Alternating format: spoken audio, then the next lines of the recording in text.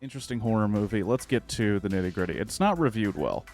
And that kind of worried me because I really like Jordan Peele, and honestly, even if he makes a bad movie, I'm going to watch it because he made two movies that I was super stoked on. So I'll give him a couple passes before I start really coming down on him.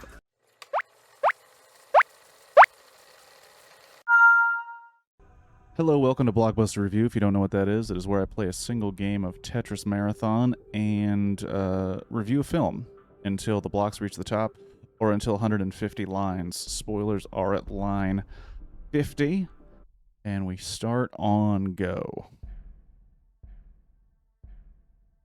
So Nope is a film by Jordan Peele, who also directed and wrote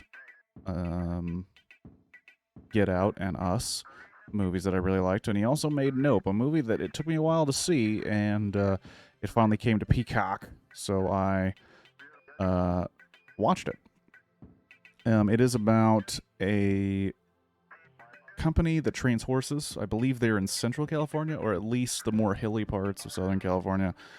And it's run by Keith David, who plays Otis Haywood Sr., and then Daniel, don't want to mispronounce his last name,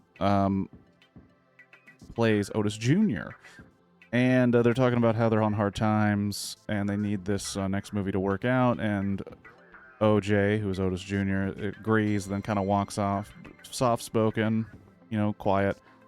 And then things start falling from the sky, and then one of those things embeds into Otis Sr.'s eye, and he dies on his horse, falls off the horse. OJ tries to save him at the hospital, and then keeps the object, which I believe was a coin.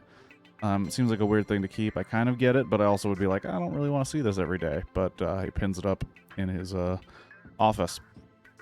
So now he's in charge of this company. He tries to be the horse trainer on a commercial. The horse doesn't take well to some lighting device, and so then they decide to go with computer-generated images of a horse.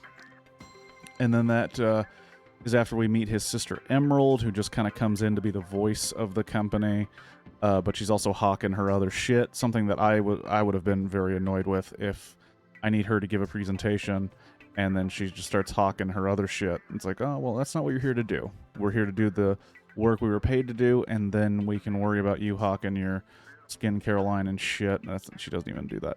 But he then goes over to Jupe, and Jupe is this gentleman who is living off of his past work as a child star on a what looks like a show about kids in the Old West, I think. I'm not 100% sure, but he's also the star of another show that had a chimpanzee.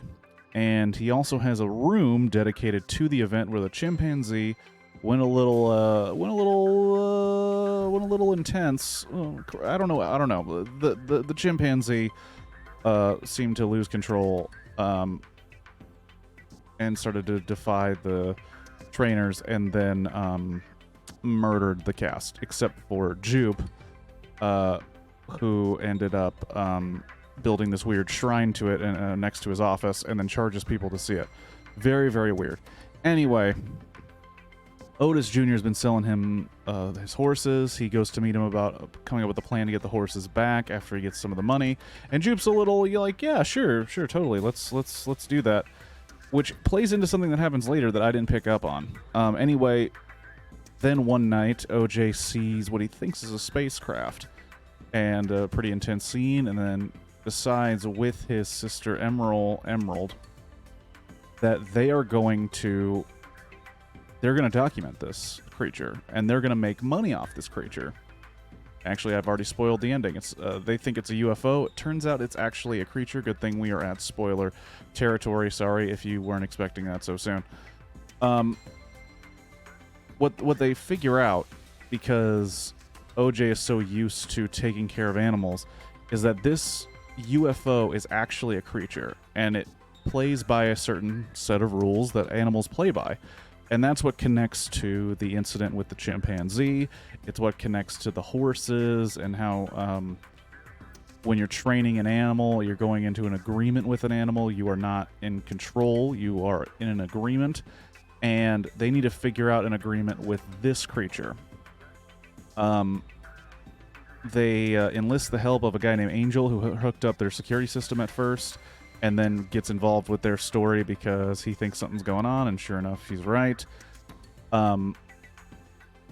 This creature kind of goes full-blown crazy when Jupe is trying to use it to make money in his, like, Jupe's land. He has, like, this weird, like, Disneyland colonial reenactment thing.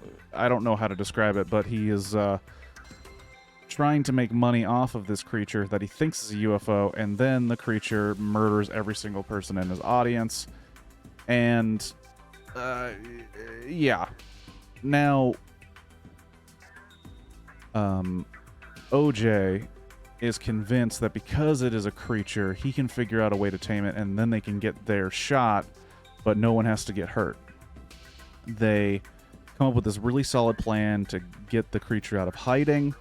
They brought on this, like, world-renowned cinematographer who's kind of a douche, who just wants the perfect shot, and he seems to only like looking at footage of animals killing things, which I think is his only reason to come and check this thing out. Anyway, pretty interesting sequence, interesting horror movie. Let's get to the nitty-gritty. It's not reviewed well, and that kind of worried me because I really like Jordan Peele, and honestly, even if he makes a bad movie, I'm gonna watch it because he made 2 movies that I was super stoked on. So I'll give him a couple passes before I start really coming down on him. But I was going to give it a shot, and I liked this movie. However, there is something about it. I wasn't 100% sure what it was about, and now with Jordan Peele movies, there's kind of this unspoken thing that there is more to what's going on. So I'm trying to figure out what that is.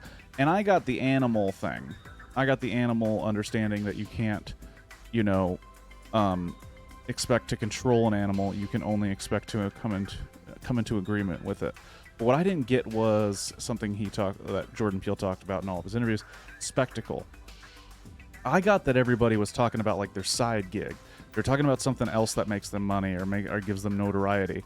And that bothered me because it was like, oh, this movie's about that. It's about not trying to get more than what you have. But really, it's about people trying to make money off of something that's described in the movie, bad miracles. Horrible things, and people are just trying to find a way to make money off of it. Jupe was literally sacrificing horses to get the show going for these creatures, right? And oh shit, we're gonna get to the end of it. I don't know. I don't want it to end right now, but I will end with final words. This is the thing. I think it got a bad rap. I think it's good.